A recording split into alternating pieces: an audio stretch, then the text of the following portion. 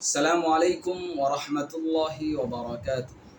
الحمد لله رب العالمين والصلاة والسلام على محمد وآله وأصحابه أجمعين أما بعد. সম্মানিত দর্শক শ্রোতা, আজ শাওয়াল মাসের 6 রোজার ফজিলত সম্পর্কে আলোচনা করব।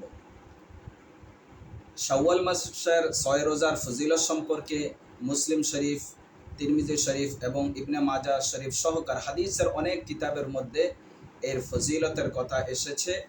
হাদিসটি হযরত আবু আইয়ুব আনসারী রাদিয়াল্লাহু তাআলা আনহু থেকে বর্ণিত। তিনি বলেন, ক্বালান নবিয়্যু সাল্লাল্লাহু আলাইহি ওয়াসাল্লাম, যে আল্লাহর রাসূল সাল্লাল্লাহু আলাইহি ওয়াসাল্লাম বলেছেন, মান সামা রমাদানা, যে ব্যক্তি রমাদানুল মুবারকে রোজা রাখলো, সুম্মা আতবাআহু বিসিত্তিন মিন শাওয়াল, এরপর কেউ যদি শাওয়াল মাসে 6 রোজা রাখে, কানা কাসিয়ামিদ দাহরি, সে যেন পুরা বছর রোজা রাখলো। এই হাদিসের আলোকে মুহাদ্দিসিনে কেরাম বলেছেন, শাওয়াল মাসে 6 রোজা রাখা এটি মুস্তাহাব। এই 6 রোজা শাওয়াল মাসে লাগাতারও রাখা যেতে পারে এবং অথবা যে আলাদা আলাদাভাবে 6 রোজা রাখা যেতে পারে।